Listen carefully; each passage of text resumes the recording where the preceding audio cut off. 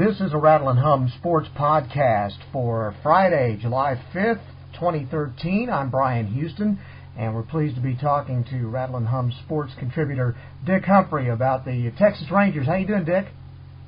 Doing fine. Good to have you. Hope you had a great fourth. The Rangers had a good fourth after not so great two previous games. What is it about the Seattle Mariners that just gets under Texas's skin? Well, it's hard to say. They did pitch two very good pitchers in this series, Felix Hernandez and Hisashi Iwakuma, and both of them pitched very good games. The disappointing game was really Game 1, when the Rangers were unable to take advantage of Joe Saunders.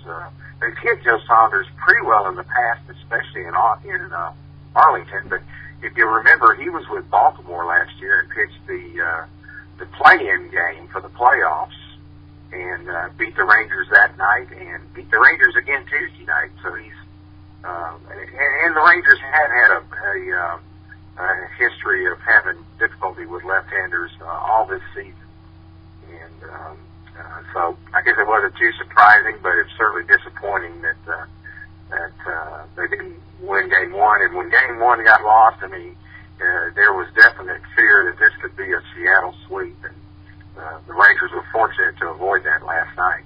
It's just always such a head-scratcher when you see them win 10 out of 13 against the contenders they went on the run against here last week, and then to see them play against a team like Seattle and underperform against a team that is a struggling baseball team like the one they're going to play tonight, the Houston Astros. Truly amazing. I heard a stat, I haven't verified this, but that the Rangers were like 10 games over 500 against teams that were over 500 and 2 games over 500 against teams that were under 500. And I assume the ratio is pretty much like that. I mean, the trend you've talked about is definitely there. And when you consider that they're 5-1 against the Astros, they're really not doing very well against all the rest of the under 500 teams they play. Doesn't make sense, but we'll just continue to watch and hope they snap out of that. Obviously, when they want to play good baseball against really good teams, it sure seems like they can do it. So it's a little hard to figure. Baseball is always hard to figure, but I guess maybe more difficult to figure is the Mariners, who they trot out pitchers the quality of Iwakuma and Hernandez 2 out of every 5 games. Why they're under 500? I think they could tack together something to go with that, but they are definitely under 500 and double-digit games out of first place. So they're a head-scratcher. Thank goodness for Adrian Beltre last night. 2 home runs, and it just seems like that he's a guy that he can put the team on his back and carry him when they need him. He certainly can, and they were both extremely well-struck baseballs. There was no doubt about him when he hit them. And the only doubt was on the second one. It was pretty much a low-line drive, and your only doubt was whether it would get high enough to go over the fence. It was really a well-struck ball.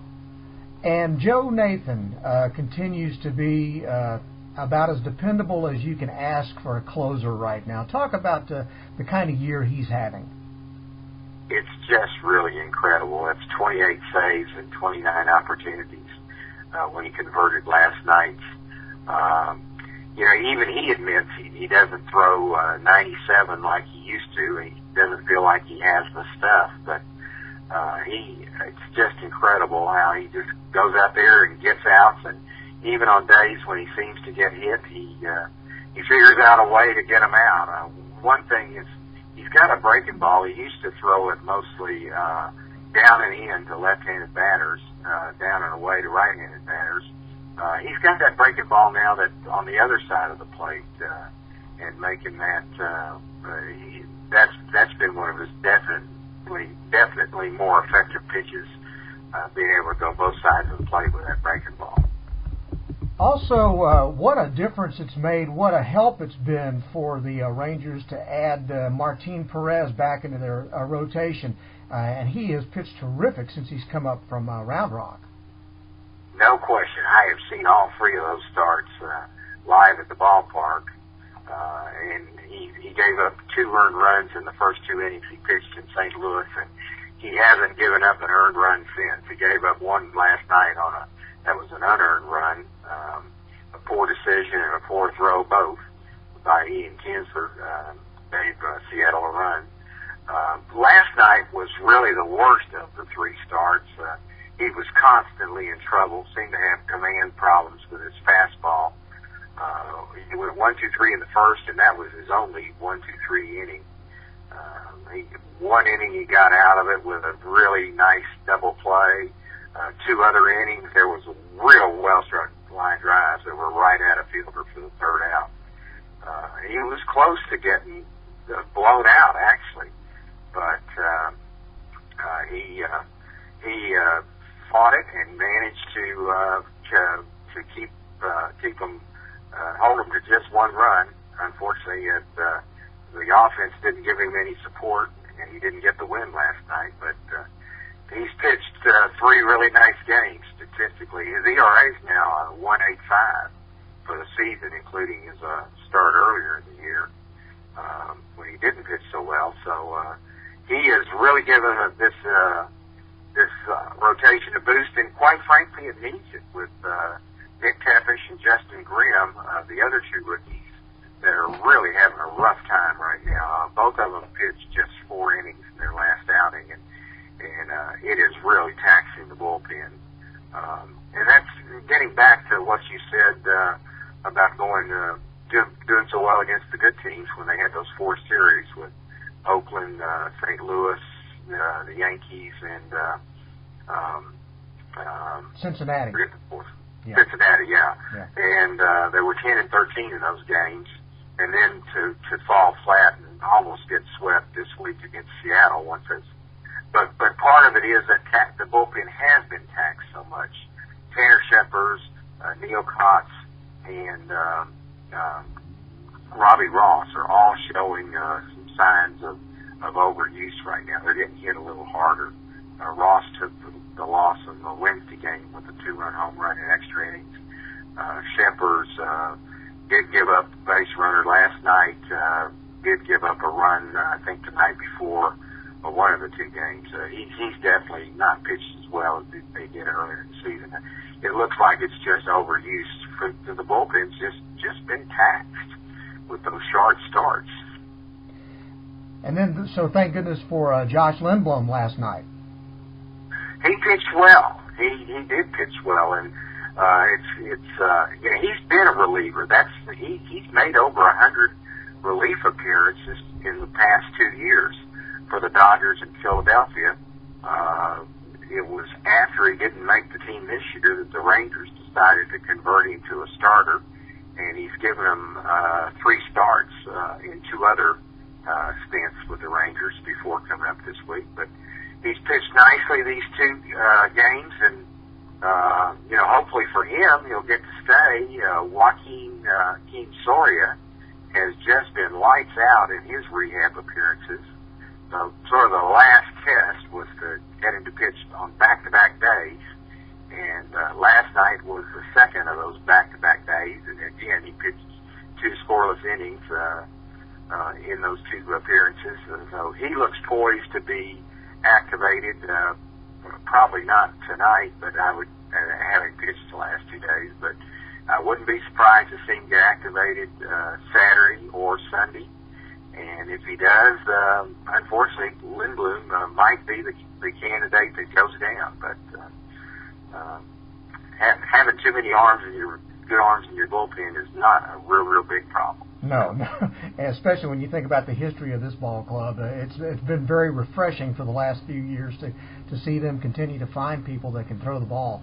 I want to talk to you about a couple of the kids who've been in the lineup now, and it's making it real hard for Wash to take them out. Guys like Engel Beltre and Leonis Martin. Talk about the way they've played so far. Well, Martin is certainly a work in progress on his knowledge of the game, but physically he's a very talented player. He had a streak stopped last night of 6 straight games with a stolen base. That ties the Ranger record. So he's obviously starting to read these pitchers' moves and well. He's got a tremendous throwing arm. I think that's the surprising thing. You look at his physique, you wouldn't suspect his throwing arm would be as good as it is. And they're working with him. He's taking better routes to the ball. He's doing better. He's improving defensively, and he's certainly hitting the ball.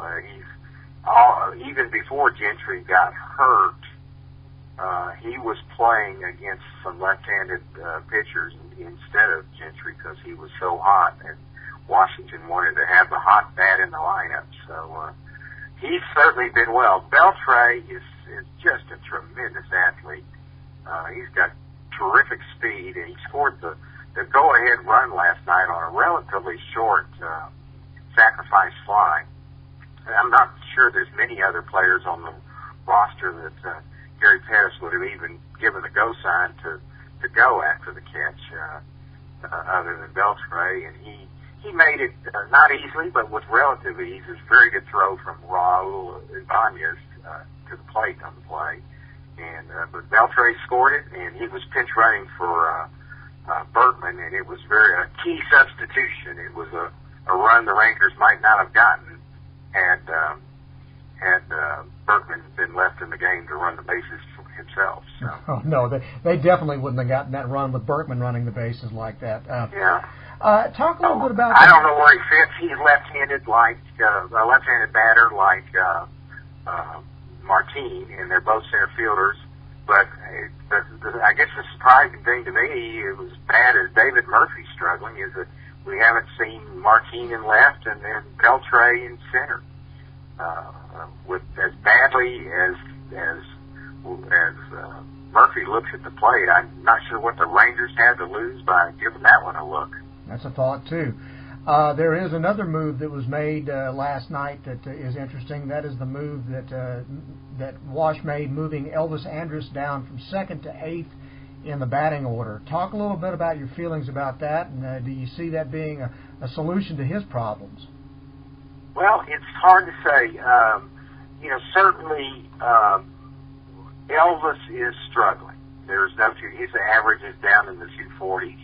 Actually, Ian Kinsler had a pretty good week or so, 10 days after he came back from his injury, but he hasn't hit well lately. And when they're up at 1 and 2 and they're not getting on, this team just doesn't score many runs early. They've scored one run. They scored a run last Friday in the first inning, and that's the only run they've scored in the first inning of a game since June the 5th. Wow. It's incredible. I mean, that's a full month of games. One run in the first inning. They've only scored 19 first-inning runs for the whole season, by and far the lowest number of the majors. One other thing is that the way the roster was shaking, the lineup was shaking out with Moreland and Murphy and Martin and Brzezinski, looking at 4 left-handed batters in a row at the bottom of that order. And by making the switch and putting Andrus down there, it did break up the left-handers and makes it a little more difficult for the mixing and matching of the opposing team's bullpen late in the game. Obviously, one of the big stories of the week, Manny Ramirez agreeing to a minor league deal with the Rangers. What's your opinion of that move? Do you think he'll ever play at the ballpark? Well, there's no question. You and I have talked on these podcasts since virtually the beginning of the season that this team needs some offensive help, and particularly right-handed offensive help. So it looks like a desperation move almost to me, but hopefully this guy has something left in his tank. I think it's very questionable whether he can catch up with fastballs, or if he gets up with the Rangers, he may be able to occasionally guess right on what pitch is coming and be able to hit a few home runs. But I'm not optimistic that he'll be able to hit much in the way of average. And he's just proven to be such a cancer in the clubhouse when he gets unhappy about whatever his situation is, and it seems like a big risk to me, but from that standpoint. But the Rangers seem to think that financially it's not a whole lot of risk. They can try him out at AAA, and if he earns a promotion, they can bring him up, and they only pay him the major league minimum if he does come up, and there's no incentive clauses or anything of that nature. Ramirez is apparently just looking for a chance to show that he can still do it in the major leagues, and the Rangers are apparently willing to give him such a chance. But it does point out how much Jeff Baker has missed in this lineup. He's certainly a nice right-handed bat to play against left-handed pitchers early in the season, and to have a right-handed bat off the bench. And apparently his injury is much more serious than the first thought, and he doesn't look like he is anywhere close to returning. So that is really a huge loss with Jeff Baker. And I still think the Rangers, John Daniels, are going to be looking at the trade market for some sort of offensive help for this lineup. It just cries out to try to get some more punch somewhere in here. How do you feel about the way Lance Berkman's playing now? He looked like he was making a great contribution early, but we're seeing less and less of that these days. No question.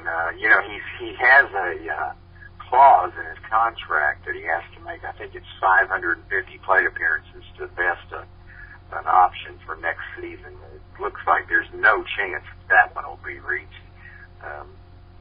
He's played the last couple of days, but was out for 4 or 5 days, just slipping as he exited the airplane coming in from the road trip in New York. And he's played, I'm not sure he's done anything but pinch hit, maybe played one game in the 10 interleague games in National League Parks. So he just looks awful at the plate right now. And one thing early in the year, he had tremendous plate discipline. He was getting walks. I think the pitchers have realized now that he's swinging the bat so poorly, they're just bringing that ball right on in to over the plate, and he can't. And he isn't drawing those walks now. So I think there's even a question whether he even finishes the season here. That's incredible when you think about it. The way it started, it looked like it was going to be a real strong move, and he has really struggled since then. We haven't talked since Yu Darvish finally broke his long winless drought. He finally got a win for the first time since May 16th, back on July 1st. And there was a lot of talk prior to the start that he was being kind of stubborn when people suggested maybe he ought to throw the fastball more, get away from some of the breaking stuff. And it seemed like almost out of spite he went out there and fired fastballs, and it worked for him. Well, you never know what to expect with him. He was certainly feisty after that start when questioned about that. He definitely threw more fastballs. And it was interesting, too, is that Giovanni Soto was his catcher that night. And he had caught, I guess there have been 6 starts since his previous win. The last win was the 7th. Soto had caught 2 of those 6. Hadn't finished either one of those games, was pinch hit for. But he certainly was the catcher last year in Darvish's last 8 starts of the year after he came over at the July 31 trade deadline. And Darvish was just outstanding. His ERA was under 2 in those 8 starts, and his record was 5-1. And there seems to be some chemistry there. I've been surprised all season long. We haven't seen that pairing more often. And I have to think that we Ranger fans are going to be seeing it more often now. You just can't argue with the results. Darvish has had some games during the 6 starts that he didn't win. He's had some games he pitched well. The numbers were good, but he just never looked dominating. In that last start with Soto behind the plate, he did look dominating again. He looked in control and almost looked like he was toying with the hitters. So I've got to think that we're going to see more fastballs from Darvish, and we're going to see more of Soto catching him. All right. If you had to pick a most valuable player for the Rangers in the first half of the season, which is coming to nearing the All-Star break, who would it be? Boy, that's a really good question. You know, they hit the mathematical first half of the season last Saturday. That was the 81st game of the year. Offensively, I'd probably be looking at Nelson Cruz. He leads the team in home runs and RBIs. On the pitching side, though, I'm not so sure you wouldn't go with Nathan. Yeah. I mean, there's been some not so pretty saves, but in the end, it's 28 out of 29 chances. And 28 saves is a lot of saves in just a little over half the mathematical season, and to do it and just have one blown save all year long it's really outstanding. He's been something else. And with 48 wins at this point in the year, 49 wins now, I should say, only a half game behind Oakland. And again, with nobody that is going to be a starter in the All-Star game this year, which is a bit different for the Rangers. We're not used to seeing at least one guy maybe in the starting lineup, and that doesn't look like it's going to happen this year. That tells you a lot about how hard it is to pick a most valuable player for this team, because everybody has had to contribute to get to this point. No question. No question. You and I have talked on podcasts since almost literally the first one about the scariness of the offense, and here's as you pointed out, sort of the proof of the pudding. I mean, there's no offensive starter unless there's a big rush for Nelson Cruz late, but no, which is highly unusual. I mean, there were years earlier this century when the Rangers would be in last place solidly and still send 3 or 4 offensive players to the All-Star game, and this year there may not be any even being sent, much less start. One last thing to point out tonight. Nick Tepesch goes to the mound against the Houston Astros. Nick Tepesch really needs a quality start tonight, doesn't he?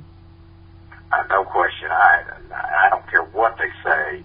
He and Justin Grimm, both, who pitches the Sunday game, have to be fighting to keep their rotation spots. Ogando is going out on a rehab assignment. Probably makes 2, and he may even be activated before the All-Star break. Doubtful, but he's very likely to be activated shortly after the All-Star break. So that's one of those 2 positions in the rotation that Grimm or Tepesch will go. And I've got to think that John Daniels is out looking hard for a starter to replace the other one. It's not so much the problem of not having a good chance of winning the game when they pitch. It's what it does to your bullpen with those short starts and how it affects 2 or 3 games afterward. Well, hopefully they will get it together this weekend against a team that they should be able to handle with some ease, the Houston Astros, and we'll look forward to talking to you next time to see how things are going at that point. What else is coming up that we need to watch out for? Well, the trade deadline is about 3 weeks away now, and I think there's going to be a lot of activity, and I think the trades are going to happen probably sooner rather than later. I don't think everybody's going to dawdle till the end. If a team with a player that can help a contender makes the trade now, their trading partner can pay them more because they're going to have more time to have that player and enjoy the benefits of that player. So if you made a trade today, it would be almost 3 months till the end of the season for that player you're receiving instead of just 2 months if you wait till the end of the month. So I think that the trades will happen sooner rather than later, and the Ranger fans can only hope that they'll be involved. Absolutely, and I know you'll be watching it closely too, Dick. Thanks very much for coming on with us. Hope you have a great rest of the 4th weekend, okay? Thank you much for having me. You bet. Dic Humphrey covering the Texas Rangers For Rattle and Hum Sports, this is a Rattle and Hum Sports podcast. I'm Bryan Houston. Thanks again for listening. We'll talk to you next time.